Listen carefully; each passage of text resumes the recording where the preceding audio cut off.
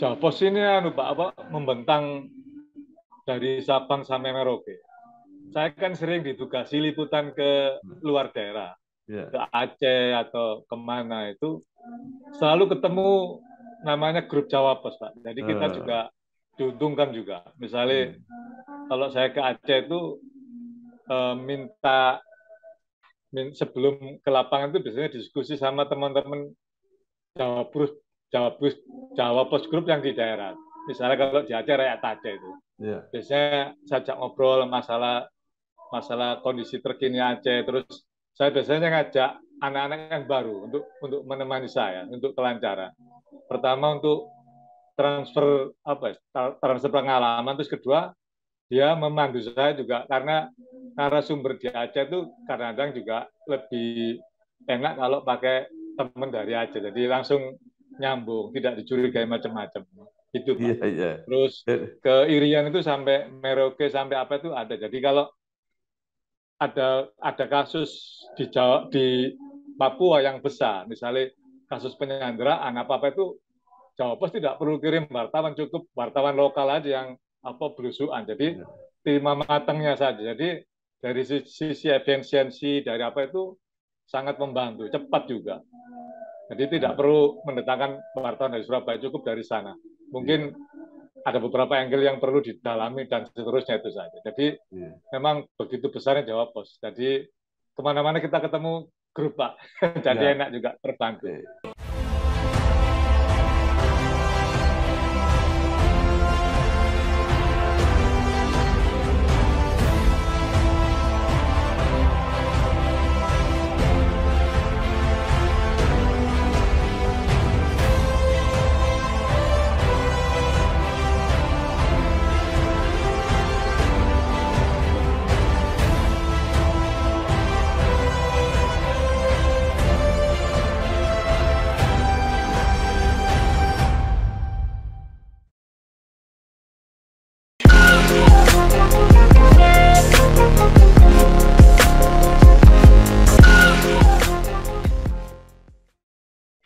Ya, Ya Pak. Assalamualaikum warahmatullahi wabarakatuh. Bersama saya Bambang Sadono di kanal Inspirasi untuk Bangsa. Mudah-mudahan kanal ini selalu bisa memberi inspirasi, motivasi, dan edukasi. Kami sedang mempersiapkan beberapa video wawancara untuk memberi gambaran tentang pers Indonesia, baik pada masa lalu, masa kini, maupun memprediksi masa depan. Mudah-mudahan ini merupakan sumbangan bagi para awak media, nah, kepada masyarakat, kepada bangsa. Nah, salah satu tema yang menarik adalah media yang fenomenal, yaitu Jawa Pos. Nah, eh, sekarang saya sudah bersama dengan salah seorang mantan wartawan Jawa Pos, namanya Pak Haji Bahari. Apa kabar Pak? Baik-baik. Iya, mungkin yang eh, saya bertanya-tanya ini, namanya unik, Eh, Bahari. Itu sebenarnya nama iya. dari mana itu? Eh, Nggak tahu dulu, Pak. Mungkin keluarga atau bapak saya berobsesi jadi angkatan laut apa, saya nggak tahu. Bahari kan artinya laut. Iya, iya, iya, iya, iya. Pak Bahari, Iya, Pak. supaya kita semua lebih tahu ya latar belakang Pak Bahari. Prestasinya sih sudah sangat luar biasa, nanti kita bahas. Itu mungkin Iya, Pak Bahari bisa cerita sedikit latar belakang, mungkin iya, pendidikan, mungkin perjalanan karir sampai saat ini. iya, Saya membaca sih wartawan dengan pengalaman lapangan yang sangat luar biasa ya, pernah di Afghanistan, pernah perjalanan darat naik haji, dan banyak lagi lah pokoknya. Monggo, monggo iya, silakan cerita dulu untuk iya. pengantar. Silakan.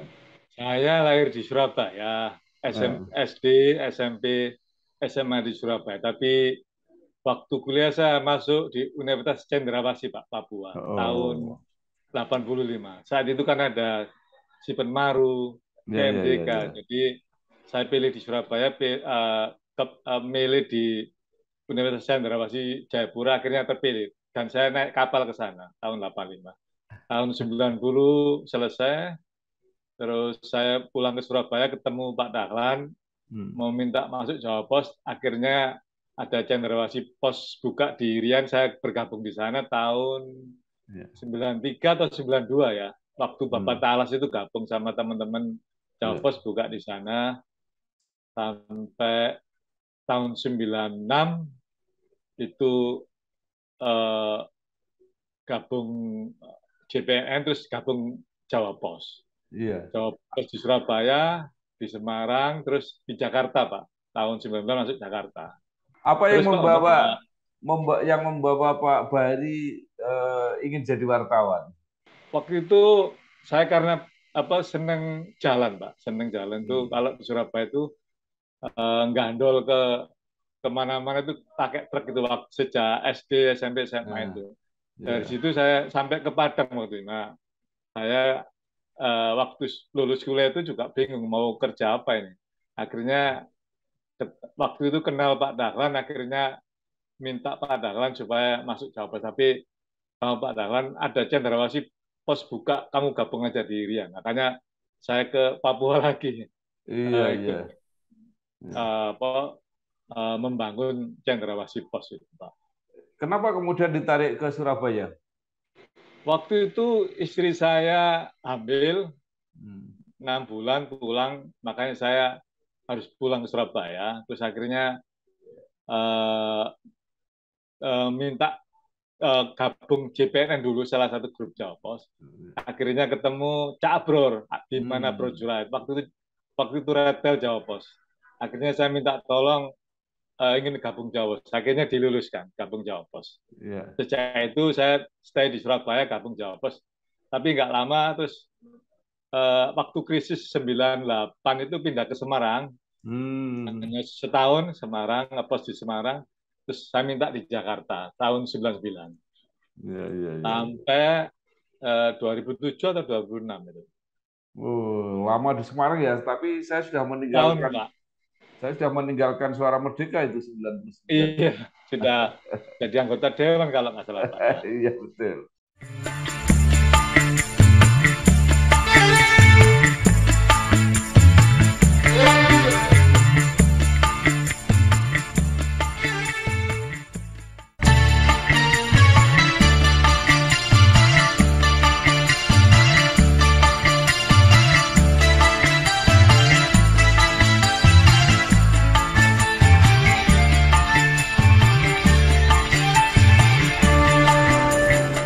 Nah, bagaimana itu kisah-kisah yang perjalanan darat naik haji itu kan menarik. Jadi berarti kan orang bisa naik haji tanpa pakai pakai ONH itu ya? Iya, Pak. Jadi saya kan kalau di Jawa Pos suka nulis features, Pak. Features itu yang kalau di Jawa Pos box. Kebetulan saya pernah liputan di Afghanistan tahun 2001 itu. Jadi waktu itu redaksi Surabaya memerintahkan bagaimana caranya masuk Kabul. Nah, waktu itu ada teman sebelumnya Jawa Pos tapi sampai tertahan di Islamabad, tidak sampai Kabul. Nah, ini peluang saya untuk mengajukan liputan ke Afghanistan. Saya waktu itu di Beirut Jakarta, Jawa Pos. Akhirnya disetujui. Perintah Surabaya cuma bilang satu aja, Pak.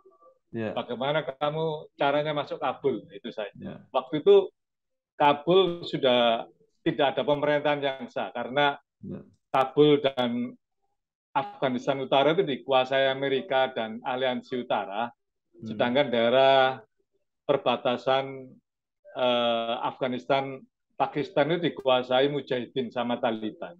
Jadi tidak ada pemerintahan sah. Makanya saya lewat jalan tikus.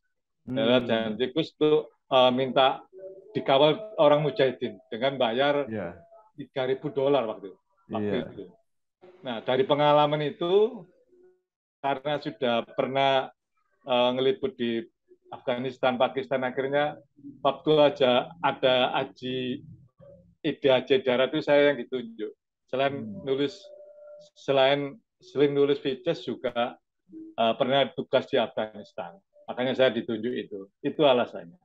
waktu itu berangkat dari Surabaya sekitar lama perjalanan itu sekitar 3 bulan 25 hari Pak. Jadi naik Iya.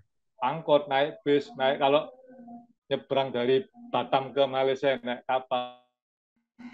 Dari ada 12 negara yang dilewati Pak. Dari Indonesia ke Malaysia, Thailand, Myanmar waktu itu, Myanmar, terus Laos, Hmm. Laos Vietnam, Vietnam Cina, Vietnam Cina, terus Nepal, Tibet, Ya. Nepal, India, Pakistan, Oman, baru masuk ke Arab Saudi. Itu nggak bisa naik kereta itu, yang kereta Cina katanya bisa sampai Eropa itu. Iya ya Pak. Waktu itu naik kereta Cina, Cina dari Kunming ke sampai Tibet Pak. Itu Eh, berapa? 3 hari 3 malam Pak. hmm. Kunming Kunming ke uh, dari Kunming ke ibu kotanya kelahirannya Jen Xiaoping tuh Pak. Saya lupa. Iya, iya. Uh, ya itu dari situ naik ke Tibet itu sekitar 30 atau 40 jam naik kereta. Padahal keretanya Iya, lumayan cepat tuh. Saya lihat speednya sekitar 80 sampai 100 lebih. iya, Tapi iya. memang jauh. Itu pertanyaan saya begini. Jadi Iya, orang itu sebenarnya bebas masuk Arab Saudi untuk naik haji walaupun tidak terdaftar sebagai apa peserta resmi dari satu negara. waktu itu visa hajinya itu diurus travel di Surabaya, Pak. Jadi Hmm. begitu saya sampai Pakistan, visa visa hajinya itu disusulkan ke Pakistan sana. Jadi saya masuk Oh. ke Jeddah itu sudah bawa visa visa haji itu. Jadi begitu masuk Jeddah saya bergabung dengan salah satu ONH Plus di sana. Jadi Oh, iya, begitu masuk Jeddah langsung gabung dengan teman-teman yang oke. haji ONH Plus itu Oke. pakai itu. Iya. Jadi selama perjalanannya sendiri tadi begitu masuk Jeddah menjalani prosesi haji itu bergabung dengan salah satu Saya kira menarik, Pak. Saya pikir ya kalau semua orang bebas naik haji, jadi kita bisa jadi turis kemana gitu langsung mampir naik haji, gitu. Jadi nggak bisa iya ya. Oke. Nah, iya sekarang luar biasa ya pengalaman Pak Bahari itu. Jadi termasuk Pak Bahari pernah berada pada masa-masa emasnya Jawa Pos ya, masa-masa iya kebesaran, Pak. masa-masa kejayaan. Bagaimana Pak Bahari melukiskan itu kebesaran Jawa Pos pada waktu itu? Jawa Pos ini Pak membentang dari Sabang sampai Merauke. Saya kan sering ditugasi liputan ke luar daerah, Ya. ke Aceh atau kemana itu selalu ketemu namanya grup Jawa Pos Pak. Jadi kita Eh, juga diuntungkan juga. Misalnya hmm. kalau saya ke Aceh itu minta sebelum ke lapangan itu biasanya diskusi sama teman-teman Jawa Pos Jawa Pos Jawa Pos Group yang di daerah. Misalnya kalau di Aceh Rakyat Aceh itu Ya. biasanya saya ajak ngobrol masalah masalah kondisi terkini Aceh. Terus saya biasanya ngajak anak-anak yang baru untuk menemani saya untuk kelancaran. Pertama untuk transfer pengalaman, terus kedua dia memandu saya juga karena narasumber di Aceh itu kadang-kadang juga lebih enak kalau pakai teman dari Aceh. Jadi langsung nyambung, tidak dicurigai macam-macam. Itu Iya, Pak. iya. Terus ke Irian itu sampai Merauke sampai apa itu ada. Jadi kalau ada kasus di Jawa di Papua yang besar, misalnya kasus penyanderaan apa itu Jawa Pos tidak perlu kirim wartawan, cukup wartawan lokal aja yang belusuan. Jadi terima matangnya saja. Jadi dari sisi efisiensi dari apa itu sangat membantu, cepat juga. Jadi tidak Iya, perlu mendatangkan wartawan dari Surabaya, cukup dari sana. iya, Mungkin ada beberapa angle yang perlu didalami dan seterusnya itu saja. Jadi iya. memang begitu besarnya Jawa Pos. Jadi kemana-mana kita ketemu grup Pak. Jadi Iya, enak juga terbantu. iya. Jadi slogan Koran Nasional dari Timur itu benar-benar terwujud ya. Betul Pak, iya benar. Itu Iya, bisa dirasakan juga. Maksudnya eh, semua daerah pasti ada orang iya. Jawa Pos. Sampai sampai waktu saya pernah ke pedalaman Jambi itu ada kabupaten di pelosok itu juga ada grupnya Pak. Jadi kita ke sana itu pasti ketemu teman juga. Itu enaknya jaringan Iya. Javos begitu besar.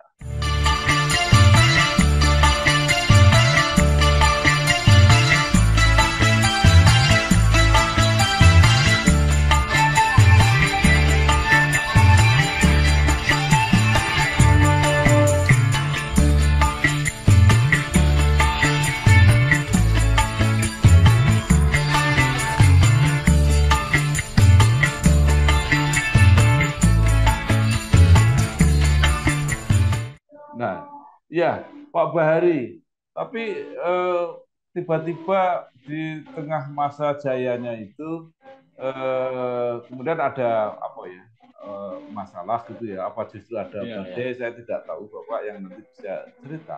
Tapi yang jelas Pak Bahari menulis buku itu judulnya adalah Konflik Jawa Pos.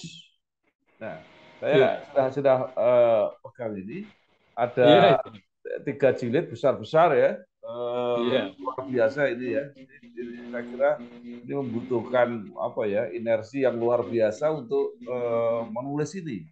Nah, yang saya ingin tahu adalah eh, apa sebenarnya yang mendorong Pak Bahari menulis ini dan seberapa serius masalah ini di mata Pak Bahari? Sebelum nulis buku Konflik Javos itu sebenarnya saya sudah lebih dulu nulis buku tentang Javos juga. Ya. Bukunya Asrul Nanda Dipuja dan Dicibir. Nah, Iya, ini ini luar biasa. Ini nggak kalah ya tebal bukunya ini ya. itu terbit sekitar Agustus atau September 2017 Pak Bambang. Jadi Hmm. waktu itu saya lihat Asrul ini luar biasa. Anak muda, anaknya Pak Dahlan yang begitu berkuasa di Jawa Pos. Ya, Dia membawai sekitar 180 koran waktu itu, tahun ya, 2017 itu. Dan 42 TV on air di ya. seluruh Indonesia. Itu Karena dia anak muda usia begitu, berapa waktu itu, Pak Asrul?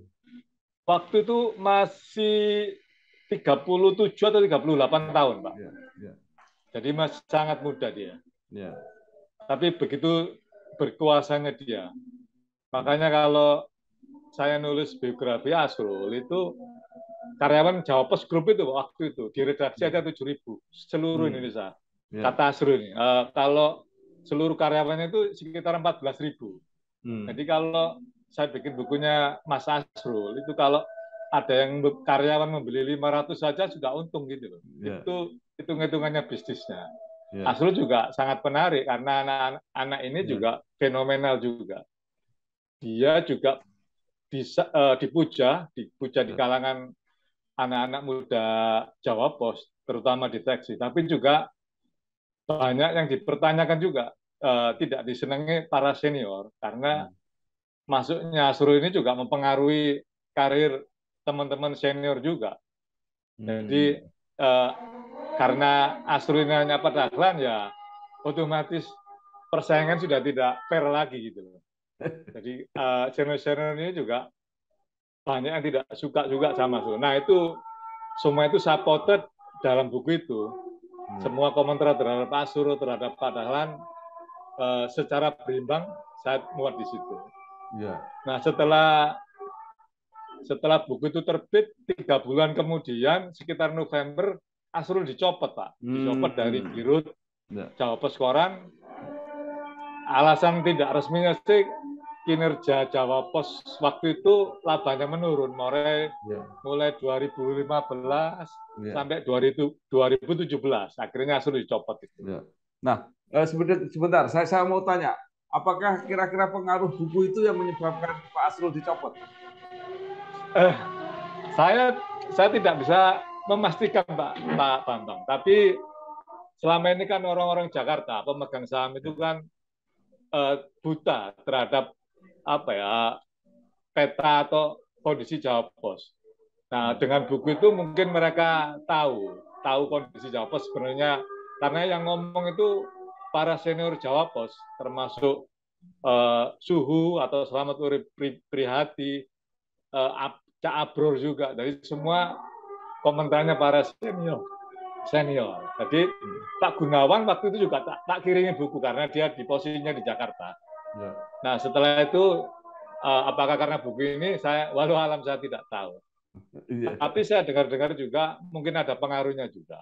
Nah sebenarnya apa yang terjadi? Apakah memang itu semata-mata faktor Asrul atau sudah terjadi perubahan? Kan itu sudah mulai tanda-tanda media cetak mulai menurun itu. Ya ya, itu yang makanya salah satu sahabatnya Pak Dahlan namanya Aluyamu yang sekarang ya.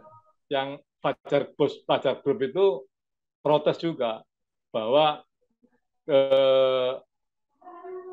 kerugian Jawa Pos yang terus menurun itu tidak bisa ditimpakan ke Asrul saja harusnya. Ya. Semua direksi harusnya tanggung renteng karena ini kan manajemen dipimpin secara kolektif itu Pak Bambang.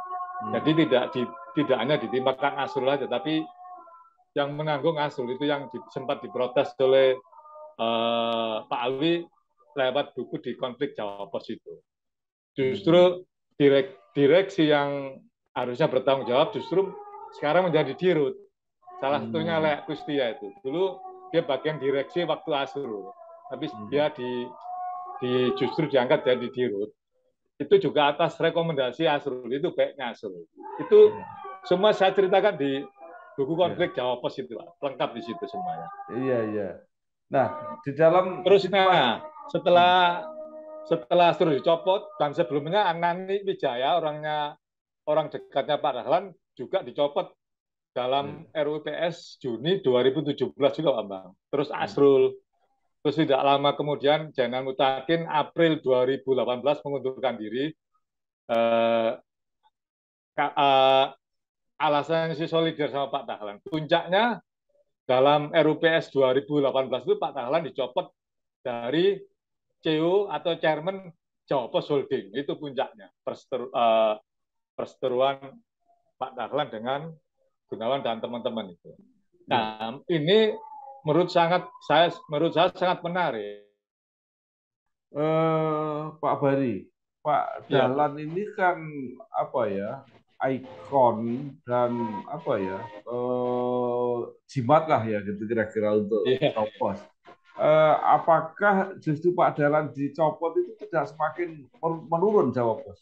Yang saya dengar begitu Pak dari komentar-komentar senior ini. Pak Dahlan itu kan krunya Jawa Pos. Begitu identiknya Pak Dahlan dengan Jawa Pos itu.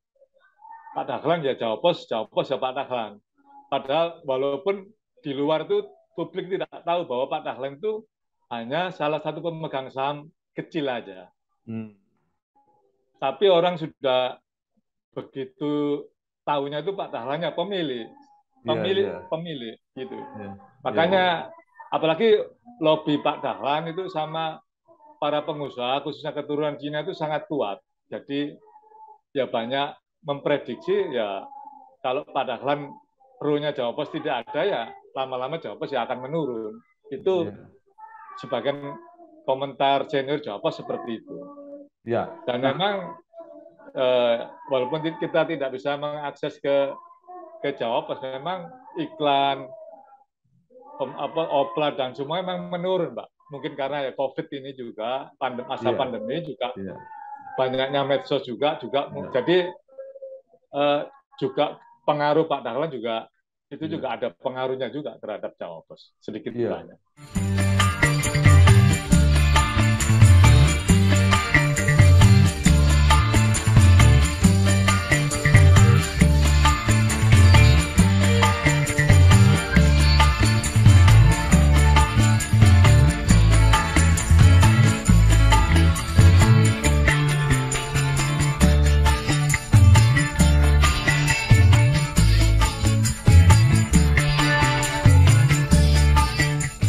Jadi kalau begitu Jawa Pos itu menurun, ada faktor Pak Dahlan, ada faktor konflik manajemen, ada Ya, faktor invasi media sosial betul betul ya Pak, semuanya. disempurnakan oleh serangan pandemi COVID.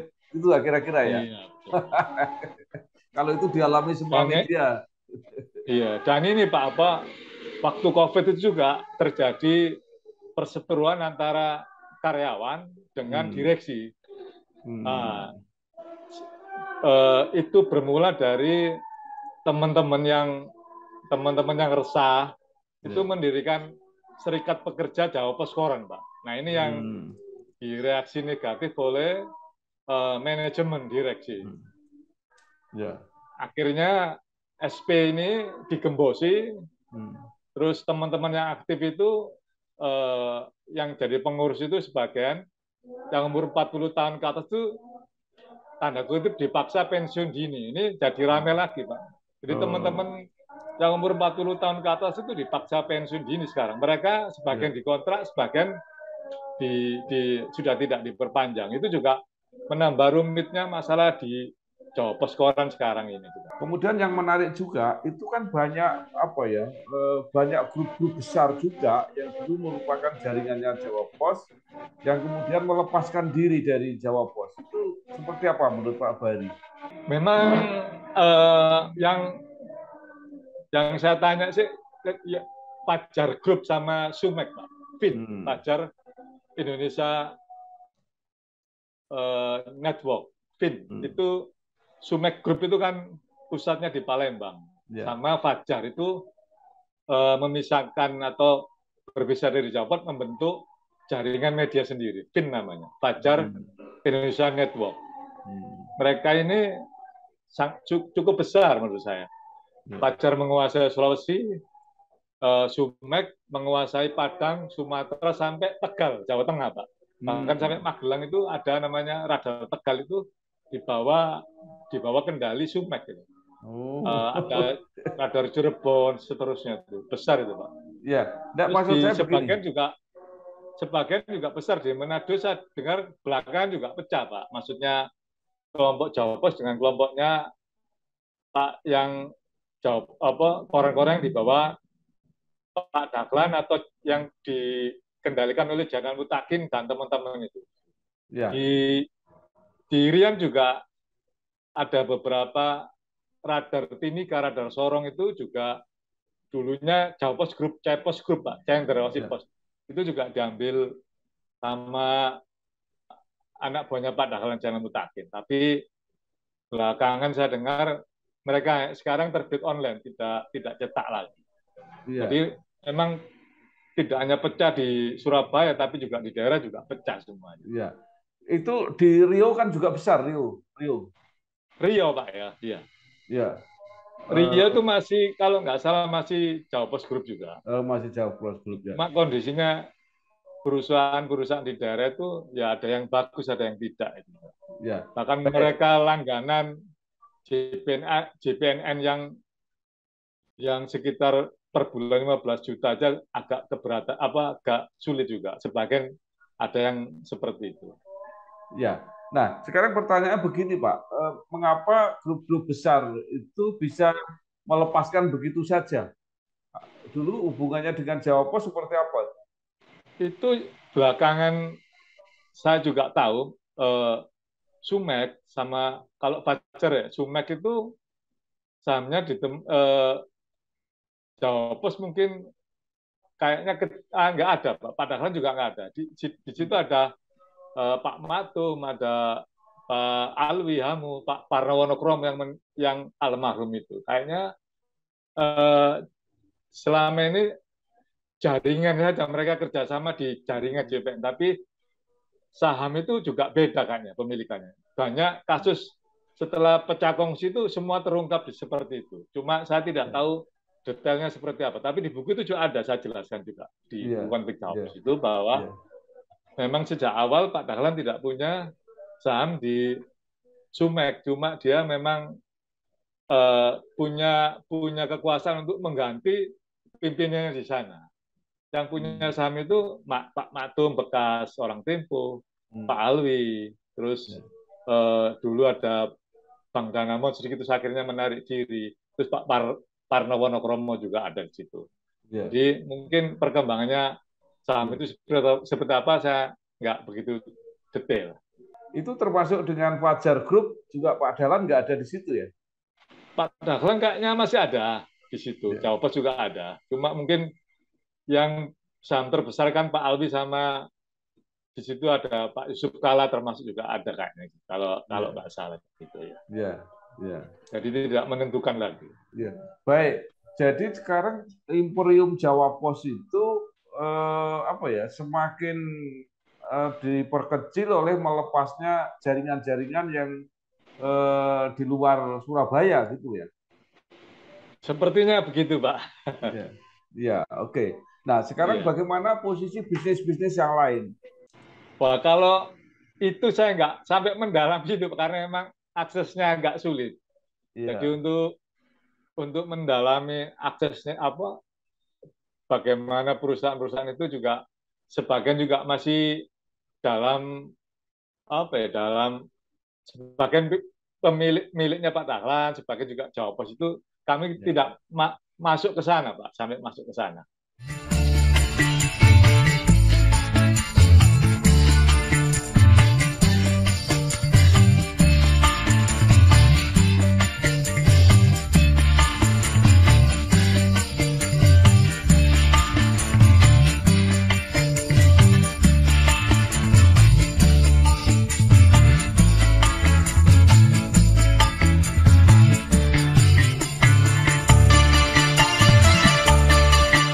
Iya. Nah, sekarang paling akhir kan ada konflik mengenai saham ya.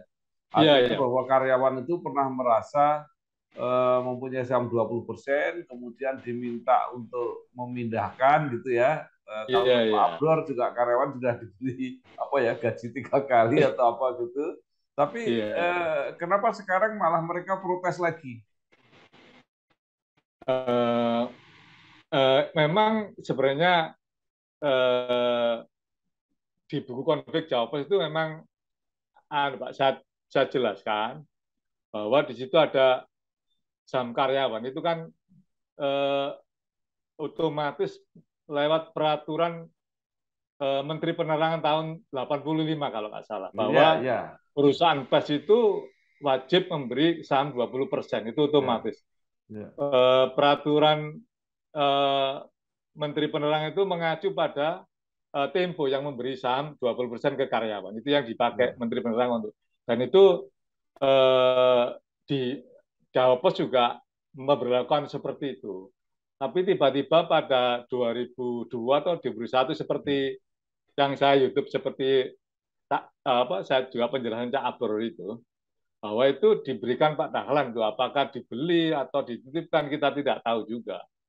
Nah, sampai akhirnya saham itu dibuat bancaan gitu Pak, dibagi-bagi pemegang saham Oh, termasuk iya, Pak Dahlan, Romat iya, Gunawan itu sahamnya dibagi-bagi habis itu Pak. Itu iya, di iya, buku itu sudah saya jelaskan iya, bagaimana rinciannya itu eh, misalnya Pak Dahlan itu dulunya sahamnya cuma 5,25 iya, itu sekarang pernah pernah dititip itu sampai 25,25%. Akhirnya setelah bancaan itu sahamnya mengempis sekitar 10,20%.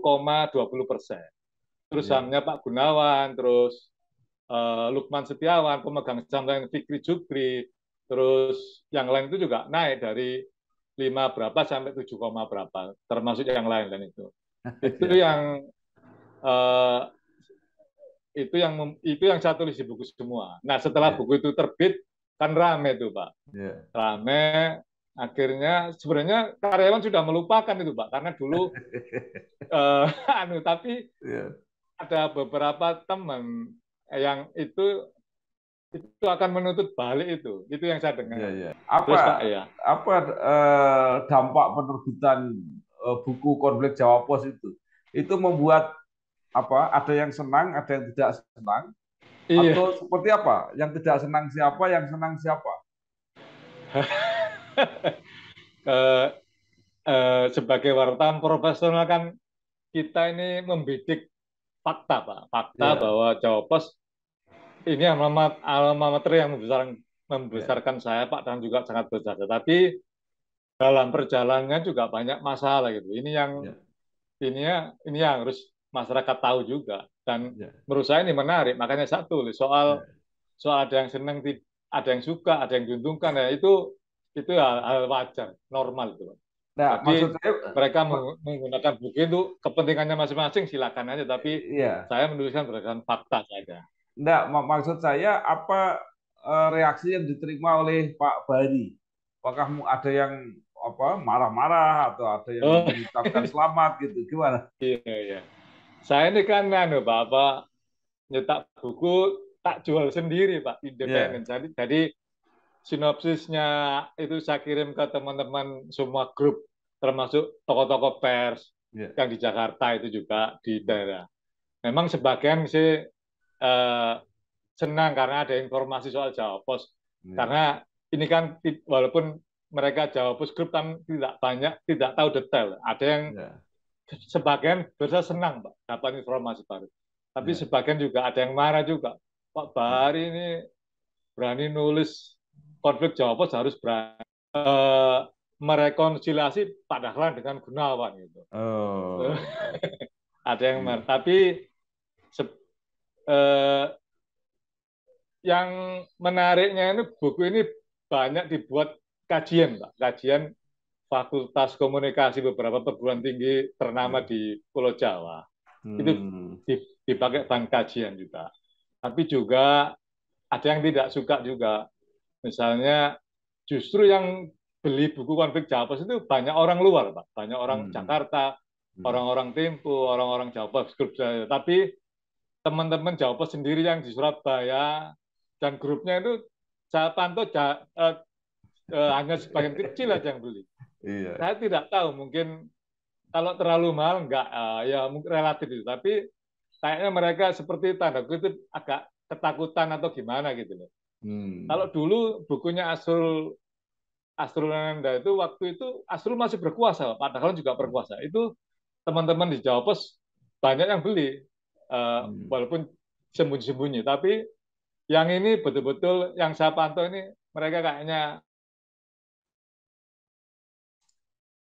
mau manajemen atau gimana, saya nggak tahu. Iya, Tapi nggak apa-apa lah itu urusan iya, mereka. iya. Nah, jadi inti dari semua itu memang konfliknya antara Pak Dahlan Iskan dengan Pak Gunawan Muhammad gitu ya kira-kira. Intinya seperti itu, Pak. Kalau makanya di buku itu eh, ada ada kesimpulan atau epilog. Iya. Kunci masalah menyelesaikan Jawa Pos ya kalau Pak Dahlan sama Gunawan itu bisa duduk bareng, Hmm. bisa bisa menyelesaikan masalahnya, membuang egonya, terutama Pak Ya, Gunawan ya, karena kunci orang-orang pemegang saham Jakarta itu di Pak Gunawan. Mereka ya, manut apa kata Pak Gunawan. Menurut yang saya amati. Jadi kalau Pak ya, Gunawan sama Pak Dahlan bisa duduk bareng, selesai masa Jawa Pos ini. Emang sebenarnya sayang Jawa Pos yang sudah besar begini tiba-tiba harus pecah seperti ini, emang Pak. ya. Makanya uh, harus kedua tokoh ini harus bisa anu lah apa bisa membuang egonya untuk menjaga Jawa Pos supaya tetap eksis gitu.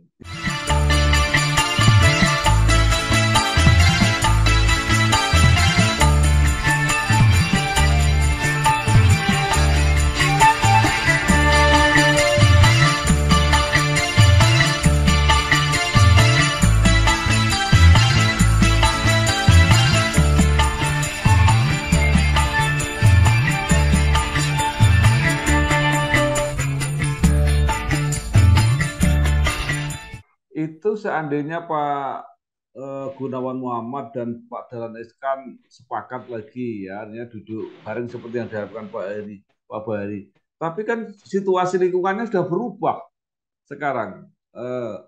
Masalah tadi serangan media non cetak tadi sudah sangat luar biasa. Apakah masih bisa kembali Jawa Pos seperti dulu? Kalau dua orang ini rujuk Pak, maksudnya rekonsiliasi itu paling tidak bisa menyelesaikan semua masalah Jawa Pos karena masalah Jawa Pos itu kan bermuara dari pecah kongsi kedua tokoh ini. Kalau kedua tokoh ini rujuk, itu saya kira bisa menyelesaikan sebagian masalah Jawa Pos. Termasuk kalaupun Jawa Pos nanti mati atau tidak terbit itu yang terakhir, Pak. Yang terakhir setelah semua koran lain itu juga mati. Karena apa? Jawa Pos ini Ya, ya, memiliki semuanya, Pak. ya, SDM-nya luar biasa, ya, gedungnya ada ya, di mana-mana, terus ya, mesinnya juga, mesin cetak, pabrik kertas juga punya. ya, Bahkan perusahaan di luar media itu banyak, Pak. Ada kebun sawit, ada ya, BLT, apa PLT, udah yang lain banyak. Makanya ya, kalau dua orang ini bisa rukun kembali, mungkin Jawa Pos mungkin tidak apa bisa ya. bertahan lama lebih lagi. Mungkin Oke, juga seperti Kompas. Kalau iya. karena kedua koran ini sangat besar. Menarik sekali saya kira kesimpulan Pak Bahari. Satu Ya, lagi pertanyaan saya, iya Pak. itu kan saham 20% itu kan menurut Pak Bahari kemudian dibagi-bagi, tidak hanya Iya jatuh Pak. kepada Pak Dahlan Iskan. Tapi kenapa karyawan nuntutnya cuma Pak Dahlan Iskan? Eh, enggak, itu hanya pintu masuknya aja Pak. Pintu Gitu ya. masuknya Ya. nanti semua akan ditagih semua ke pemegang saham itu.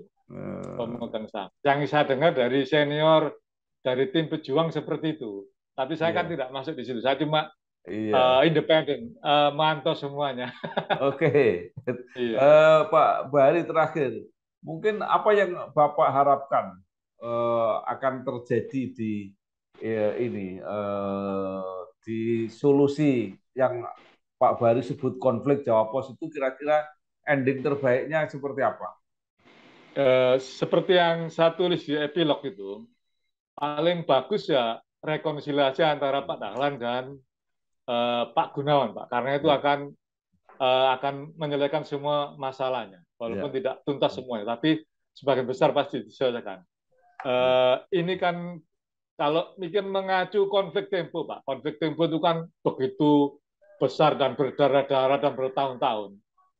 Eh, Waktu tempo di Bredel, terus sebagian terus Exodus hmm, ke editor, terus ke ya, Gama, ke Gatra, semua itu kan pecah. Sampai tidak hanya pecah secara fisik, tapi ideologi juga. Tapi masalah tempo ini bisa diselesaikan lewat rekonsiliasi yang digagas oleh Pak Gunawan dan teman-teman di komunitas Caliara tahun 2007 kalau nggak salah. Dan Pak Dahlan waktu itu hadir Pak di situ. Itu ya, ya, melibatkan banyak tokoh-tokoh tempo dari mulai tahun uh, pecah di editor itu sampai ya, yang terakhir Gama dan seterusnya itu bisa selesai di rekonsiliasi tahun 2007. Nah ini Jawa Pos ini yang pecah kongsi kan cuma dua orang tokohnya Pak. Pak ya. Dahlan sama Gunawan. Kenapa tidak bisa selesaikan? Berilah Oke. beri pelajaran ke teman-teman yang muda-muda ini. Beri apa? Beri contoh bahwa Ya, konflik itu bisa diselesaikan. Mereka ini sudah sepuh, maksudnya ya, Pak Gunawan sudah umur 81, Pak Dahlan iya, 71. Apa yang mau dicari? iya, Itu oke. yang dari saya seperti Pak. Tapi Ya, terus lagi saham karyawan ini kalau bisa jangan sampai ke ranah hukum menurut saya. ya, oke. Temen, harus diselesaikan secara anu lah, apa kekeluargaan karena ini juga masih keluarga besar juga. Ya. Tapi hak karyawan juga harus diberikan karena ini juga karyawan kalau memang itu hak karyawan apa eh, saham karyawan diakui, dividen juga harus diberikan, berapa tahun yang tidak cair itu diberikan itu. Nah ini eh, dari lapang dadanya para pemegang saham aja. Itu semua bisa Oke, diselesaikan kalau menurut saya. Tidak harus baik, eh, ke ranah hukum menurut saya.